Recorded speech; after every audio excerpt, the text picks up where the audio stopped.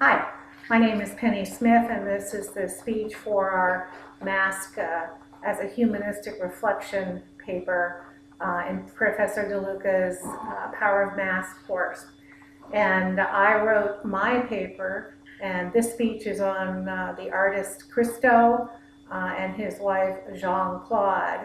And the reason I was inspired to write about these two artists and what I think is their connection to masking or disguise has to do with Christo's earlier works of wrapping objects.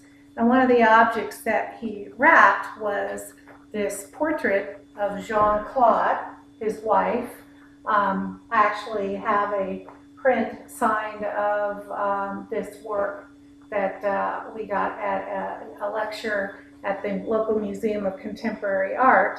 And I was intrigued by the fact that I had no idea why he did this, but I soon found out in my research. So as an early struggling artist in Bulgaria under communist rule, he really didn't get the opportunity to express himself, and eventually he made his way to Paris. It's sort of a long story, and met Jean-Claude, who became eventually his wife and artistic partner. Christo is probably known, Christo and Jean-Claude, it's very clear to point that out in all of the literature that I read, started out, or probably are best known for their most recent outdoor environmental projects like the Gates in New York, the Valley Curtain in Rifle.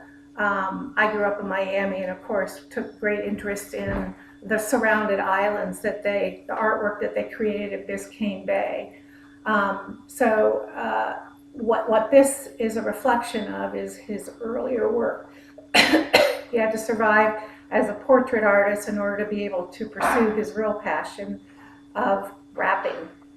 And so his wrapped objects, as art critic David Bourdon comments on, who was a close friend of them in New York during this 60s and 70s avant-pop art generation, is quoted very extensively as saying that his work is revelation through concealment.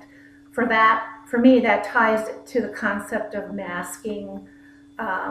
His art is subject to interpretation, and I remember Professor DeLuca making a comment in one of our lectures about how Nathaniel Hawthorne and Shakespeare sort of create ambiguity, and I think I also see some ambiguity, or at least, as I said, subject to interpretation of Christo and his wife's work. But let me talk specifically about the wrapped portrait, which is not on display right now in the museum, so I couldn't go down there and see the original. But for me, I think it's interesting that he uses a translucent material.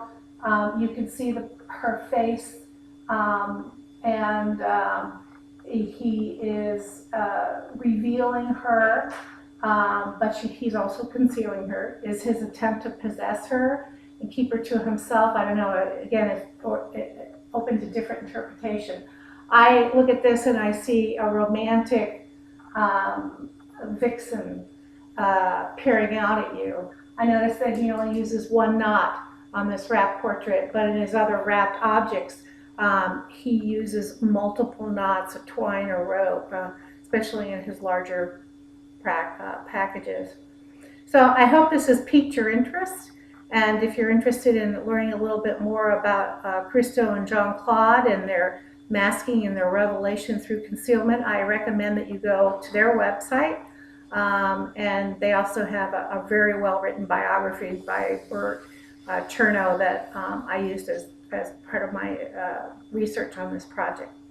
So I hope you'll agree with me that that you see masking, or at least concealment and disguise, particularly in this piece. And thank you for listening.